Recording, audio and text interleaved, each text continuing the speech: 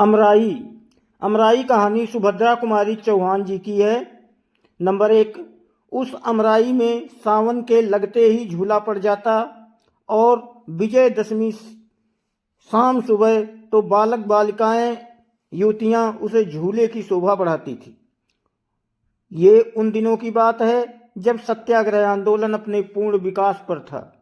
सारे भारतवर्ष में सम्राग्नि धधक रही थी। दमन का चक्र अपने पूर्ण वेग से चल रहा था। अखबारों में लाठीचार्ज, गोलीकांड, गिरफ्तारी और सजा की धूम के अतिरिक्त और कुछ रहता ही न था। इस गांव में भी सरकार के दमन का चक्र चल चुका था।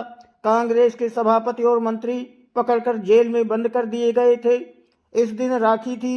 बहनें अपने भाइयों को सदा इस अमराई में ही राखी बांधा करती थी। यहाँ सब लोग एकत्रित होकर त्योहार मनाया करते थे। बहनें भाइयों को पहले कुछ खिलाती, माला पहनाती, हाथ में नारियल देती और तिलक लगाकर हाथ में राखी बांधते हुए कहती, भाई इस राखी की लाज रखना, लड़ाई के मैदान में कभी पीठ न दिखाना। एक तरफ तो राखी का चित्ताकर्षक दृश्य था, दूसरी ओर छोटे छोटे बच्चे और बच्चियां झूले पर झूल रहे थे। बहादुरी के साथ देश के हित के लिए फांसी से लटक जाने में वे भी शायद गौरव समझते थे। पहले तो लड़कियां कजली गा रही थी। एकाएक एक छोटा बालक गा उठा, झंडा ऊंचा रहे हमारा। फिर क्या था, सब बच्चे कजली बजली तो गए भूल और लगे चिल्लाने, झंडा ऊंचा रहे हमारा। नंबर 2। इसकी खबर ठाकुर साहब के पास पहुंची। अमराई उन्हीं की थी। अभी 3 ही महीने पहले वे राय साहब हुए थे। ऑनरेरी मजिस्ट्रेट वो थे ही और थे सरकार के बड़े भारी खैर ख्वाह। जब उन्होंने सुना कि अमराई तो असहयोगियों का अड्डा बन गई है, प्रायः इस प्रकार वहाँ रोज ही होता है, तो वे बड़े घबराए। फौरन घोड़ा कसवा कर अमराई की ओर चल पड़े। किंतु उनके पहुँचने के पहले ही वहाँ पुलिस भी पहुँच चुकी थी। ठाकुर साहब को देखते ही दरोगा नियामत अली ने बिगड़ कर कहा, ठाकुर साहब आपसे तो हमें ऐसी उम्मीद न थी। मालूम होता है कि आप भी उन्हीं में से हैं। ये सब आपकी ही तबीयत से हो रहा है, लेकिन इससे अमन में खलल पड़ने का खतरा है। आप 5 मिनट के अंदर ही ये सब मजमा यहाँ से हटवा दीजिए, वरना हमें मजबूर होकर लाठियाँ चलवानी पड़ेंगी।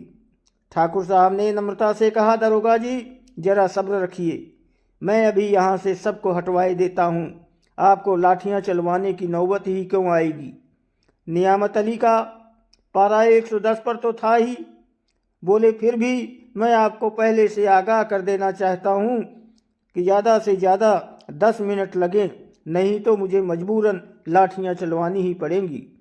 ठाकुर साहब ने घोड़े से उतरकर अमराई में पैर रखा ही था कि उनका 7 साल का नाती विजय हाथ में लकड़ी की तलवार लिए हुए आकर सामने खड़ा हो गया।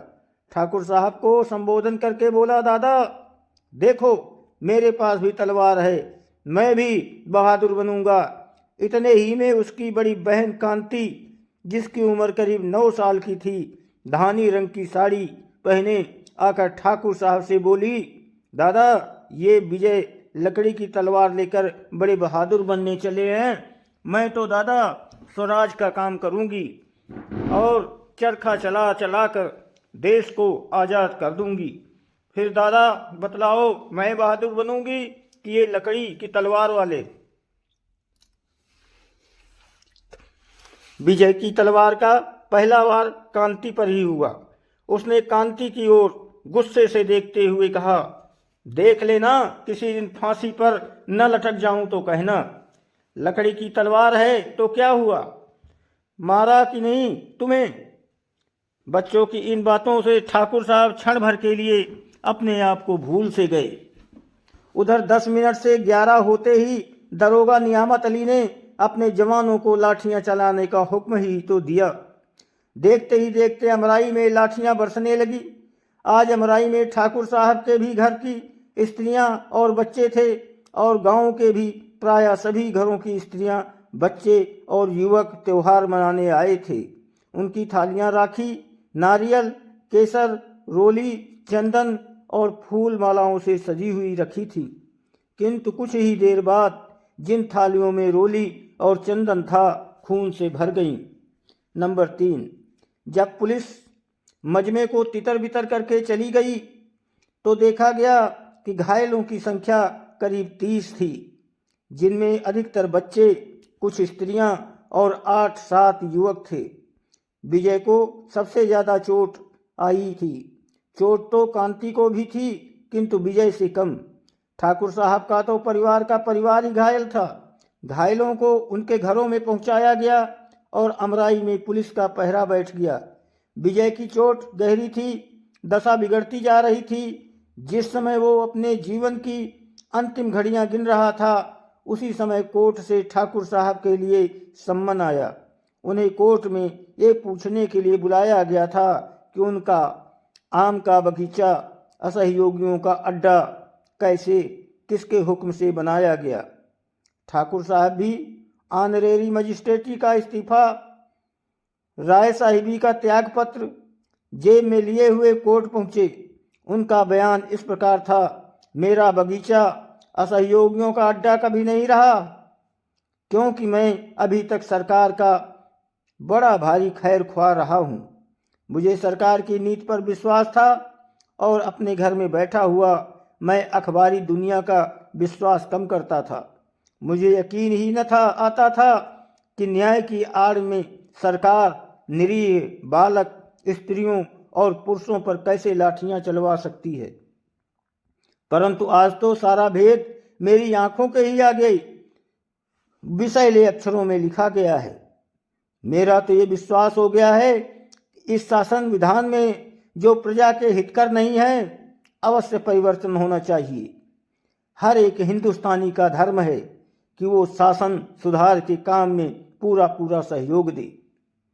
मैं भी अपना धर्म पालन करने के लिए विवश हूँ और ये मेरी राय साहिबी और ऑनरेरी मजिस्ट्रेटी का त्याग पत्र है। ठाकुर साहब तुरंत कोर्ट से बाहर हो गए। नंबर 4, दूसरे दिन से उस अमराई में रोज ही कुछ आदमी राष्ट्रीय गाने गाते हुए गिरफ्तार होते और 60 साल के बूढ़े ठाकुर साहब को सरकार के इतने दिन की खैर ख्वाही के पुरस्कार स्वरूप 6 महीने की सख्त सजा और 500 रुपये का जुर्माना हुआ। जुर्माने में उनकी अमराई नीलाम कर ली गई। जहां हर साल बरसात में बच्चे झूला झूलते थे, वहीं पर पुलिस के जवानों के रहने के लिए पुलिस चौकी बनने लगी। धन्यवाद दोस्तों, आप हमारे साथ जुड़े रहिए। आपको अच्छी अच्छी कहानियाँ यहाँ सुनने को मिलेंगी। मैं आपका बहुत बड़ा आभारी रहूँगा। आप हमारे सपोर्ट करें। धन्यवाद।